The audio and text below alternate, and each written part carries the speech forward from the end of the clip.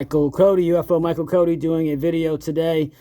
Big news in the UFO community. Big news. 1 week ago, David Icke was on a show called Valuetainment.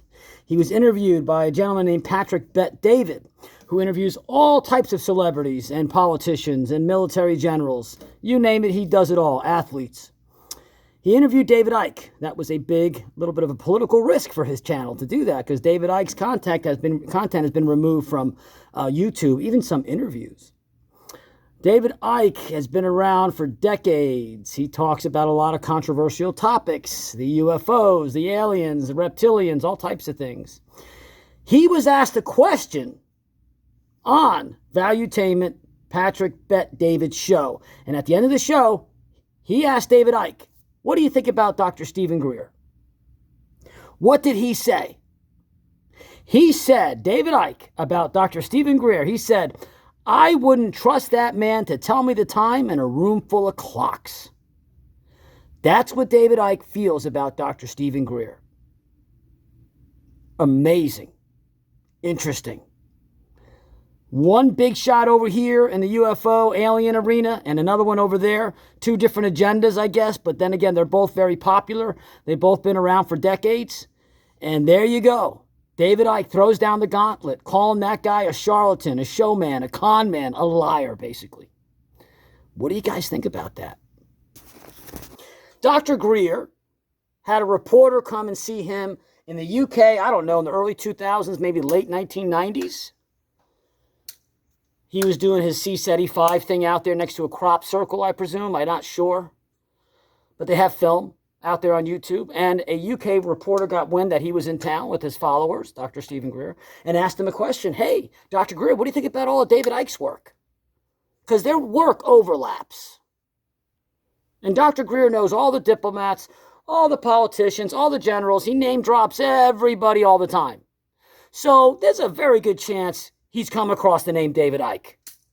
So what does Dr. Greer say when the reporter asks him, "What do you think about David Icke's work?" He's crouched down, he's sitting down, he crossed his arm a little bit of a defensive posture. "I don't know who David Icke is." Reporter's like, "You're kidding me. Really? You never heard of David Icke? I mean, you're in this field of UFOlogy and aliens. You never heard of David Icke?" No, I haven't. No, don't know who he is. I'm not into, I do my own thing. I do my own stuff. No. You could tell, honestly, he was lying. Didn't want to go there. Didn't even want to mention that guy's name. So,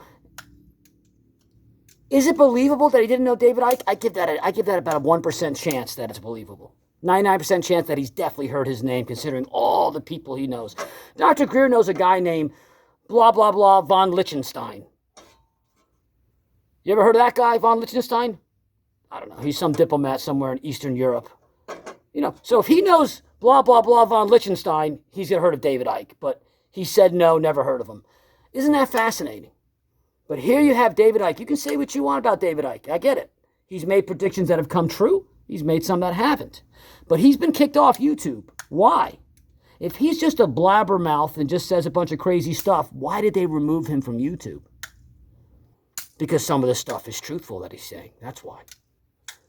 Okay? Some of the stuff is truthful. And if you know somebody named von Liechtenstein or whatever of these other names he names drops, and you're telling me you never heard of David Icke with all the research that he's done, I don't believe you either. Just like the reporter's like, "What?" I don't believe it either. So now you got David Icke basically calling him out. Wouldn't trust him. Thinks he's a liar. What do you guys think about that? What are some of the reasons why he might do that? I'll see if I can think of some. Steven Greer has been talking about the disclosure. And he's been talking about it for 3 decades now, about how it's going to come out. It's coming. We're going to do it. And I'm not going to criticize Dr. Greer's effort, because he has put an effort into this. You've got to give Dr. Greer that. He's put an effort into this. But unfortunately, it's going to happen. Here's the dangling carrot. It's going to happen. 2010, up 2012, up 2016, up 2020. It's not going to happen. Okay? So maybe the whole hope of it happening and the whole cheerleader and circus act that all him and his followers do, promoting that disclosure is going to happen, maybe that's where David Icke is saying, this guy's full of crap. I've given up on Dr. Greer many years ago, since 2016. I'm just like, enough's enough already. You know, he spits out all this information, and then he started talking about how Marilyn Monroe got murdered because she knew about aliens and UFOs from John F. Kennedy. But then when I really started digging at that, they have tapes of her talking, okay? They have tapes that have been declassified because the FBI tapped her phone about her talking. She didn't get murdered because of aliens, UFOs. There was not one single piece of evidence that showed her on a phone having private conversations that were tapped talking about aliens. Everything was about exposing the relationship between the president and her. Not some little green men that crashed in a UFO in Antarctica. Nothing. Zero evidence. Okay? Zero. She got murdered because Robert Kennedy was in town and didn't want her to open her mouth because she was unstable, had a lot of relationship problems, and she really liked John F. Kennedy, clearly. And she was killed for that reason, so she wouldn't open up. She was threatening that she was going to come out and say, hey, everybody, I slept with the president. We had a relationship. That's what she was going to do. She was going to come out and be like, hey, everybody, there are little green men that are somewhere around Zeta Reticuli, about 50 light years away from here. They crashed. No, she wasn't into that. So when you hear stuff like that, and then you do your own homework, you hear that stuff from Greer, oh, she was murdered because of the UFO. Not at all. No evidence to support that. And if you do your real homework, you're going to say, holy shit, if Greer lied about that, what else is he telling us a story about? I did my own homework on that. I'm not going to tell you I know the exact truth, but I know it's definitely not that. It's most likely what I told you. 95% chance she was going to expose the relationship. Nothing to do with aliens. Zero. In addition, 30 years of disclosure, dangling carrot. It's never happened. It's not going to happen. It will not happen. People, you need to understand that if the military and the government of the United States is going to say aliens are real, that means they have to open up a door. They got to open up a door just a millimeter and say, aliens are visiting us. That means the military's on board, the president's on board, the government's on board. And for the United States to admit that is basically opening up the floodgates. You're opening up a can of worms. It can't do that. It won't do that. It won't happen anytime soon, not in our lifetime. And the reason why is because once you say aliens are visiting us, once you do that, then the next question is, how do they get here? What's their technology? What's the propulsion system? How do they go fast in the speed of light? How do they bend space-time? How do they cancel out gravity? You get it? It just keeps going on. How tall are they? How big are they? What do they eat? What do they want from us? What other weapons do they have? No. These UFOs are real. They crash. United States military takes every resource they can to retrieve that, to get the technology, reverse engineer it, and then put that under lock and key. Above top secret. So this way we could have an advantage over Russia, China, and other threats around the globe. That is above top secret. Okay? Big time. So these, in order to admit aliens are visiting us, then the military has to admit that, hey, we're not in control. They're never going to do that. That's basically saying, we're not in control. No. Then they're going to be like, okay, they're visiting us. Okay, great. What do they want? I don't think people would panic, but you would have a lot of people in the scientific community say, oh man, I'm studying theoretical physics. I don't want to be a theoretical physicist. I want to find about this UFO shit. That's what would happen. And then you would have all these different groups of people trying to get answers and pressure to divulge more secrets that they're holding. And they're not going to do that snowball effect. They're not going to have that little snowball in Mount Everest, 29,000 feet, and let it go, and all of a sudden at the bottom it's 7 miles wide, that ball of snow. No, they're not going to do that. It can't happen. It won't happen, not anytime soon. But yet you have Greer promoting this hope, like, yes, we can do it. It's not going to happen. And some of his stories that he tells people, like, oh, we have the technology to go multiple speeds of light.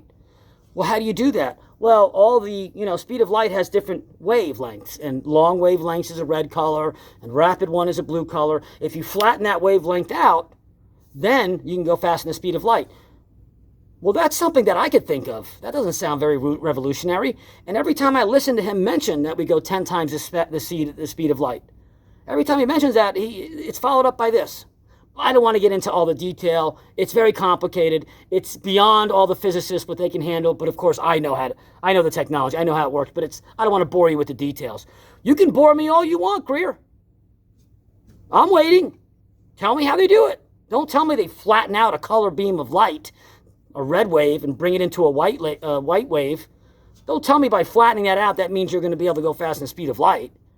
I got all the time you want, Dr. Greer. If you want to sit and do a video for 20 hours long, even with your sandals on, and you want to sit there and tell me how we go fast in the speed of light, I will be the first one to sit there and watch you for 20 hours, which is really painful. It's horribly painful. I'd rather somebody kick me in the nuts, take half the money out of my wallet, and throw salt in my eyes, but I'll do it. I will sit there for 20 hours and stare at you in that video just so I can learn what you keep talking about, going 10 times faster speed of light. I will do it. You got a fan right here, but you won't, because there's probably not true. Those could be some of the reasons why David Icke doesn't trust Dr. Greer. I don't know. Maybe it's because of a lot of the stuff that he does. There's always a hand sticking out saying, you have any money? You got a donation? Right? Maybe that's the case. You know, he's a filmmaker. That's what I think about. He's a filmmaker that has some fiction and nonfiction. You know, that's what I look at it as. Every year is the new project, money, money, money. You know, and that's good. He's making a buck. Good for Greer. Awesome. Way to go, Dr. Greer. I'm not going to criticize you for that. But he's a filmmaker. Now he's coming out with C-75 film and blah, blah, blah, whatever it'll be, you know. But there's no disclosure. Doesn't happen. 30 years. It's not going to happen. It's not going to happen. Sorry to break people's hearts. It will not happen. You're wasting your time.